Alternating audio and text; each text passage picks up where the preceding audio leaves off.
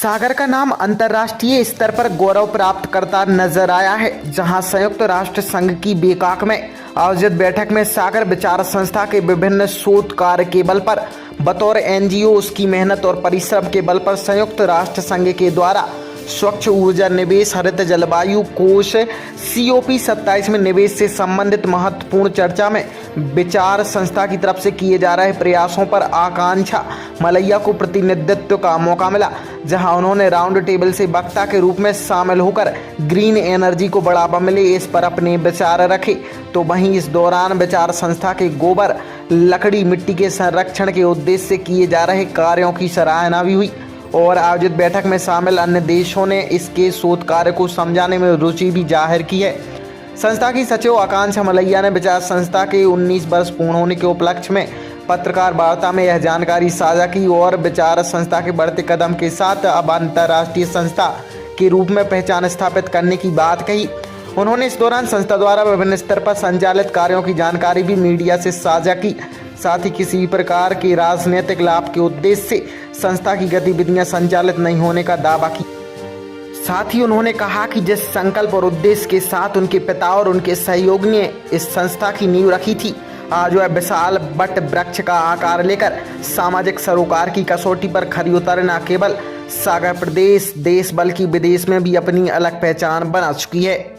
आप सभी को मेरा नमस्कार। आज जो ये प्रेस कॉन्फ्रेंस हो रही है, इसका उद्देश्य है एक संदेश देना कि विचार समिति अब एक अंतर्राष्ट्रीय स्तर की संस्था बन चुकी है और हम लोग अंतर्राष्ट्रीय जो सस्टेनेबल डेवलपमेंट गोल्स हैं उनके लिए कार्यरत हैं। हाल ही में बैंकॉक में हुई संयुक्त राज्य संघ की बैठक में विचार समिति को इनवाइट किया गया, क्योंकि हम लोग पूरे ही 17 SDGs पे काम कर रहे हैं। अब तक 200 से ज़्यादा रिसर्च पेपर्स हम लोग सोशल इश्यूज़ पर बना चुके हैं, लिख चुके हैं और निरंतर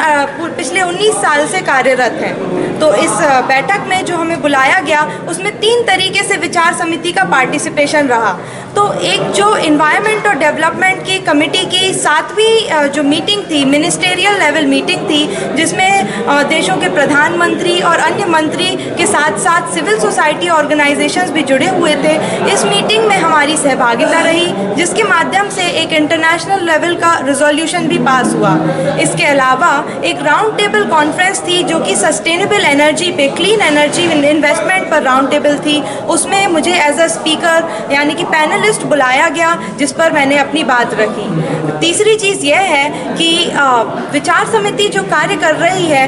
खासकर कि गोबर के उत्पाद जो बना रही है, उन पर शोध कर रही है, उन पर हम लोगों ने एक स्टॉल के माध्यम से प्रदर्शन किया, जिसमें 18 से ज़्यादा देशों ने रुचि दिखाई और आगे भी वो हमसे कोलैबोरेशन करके एक नॉलेज शेयरिंग, एक ज्ञान की शेयरिंग करना चाहते हैं। जो मध्य प्रदेश में सागर जो है, तो यहाँ की जनता के लिए क्या फ़ायदा होगा इससे? जी, इस पूरी इंटरनेशनल पार्टिसिपेशन से फ़ायदा ये होगा कि जो इंटरनेशनल लेवल के रिसर्चर्स हैं, अलग अलग कंट्री के रिसर्चर्स हैं, यूनिवर्सिटी के रिसर्चर्स हैं, वो हमारे यहाँ आके एक रिसर्च करना शुरुआत करें कि सोशल इश्यूज़ पे रिसर्च करेंगे, जिससे सबसे पहले तो हम क्या कार्य होना चाहिए वो चीज़ें दुनिया के सामने आएंगी, वो पॉइंट्स दुनिया के सामने आएंगे और सरकार का, जो हमारी भारत सरकार है और इंटरनेशनल सरकार का भी ध्यान आकर्षित होगा हमारे सागर शहर की ओर।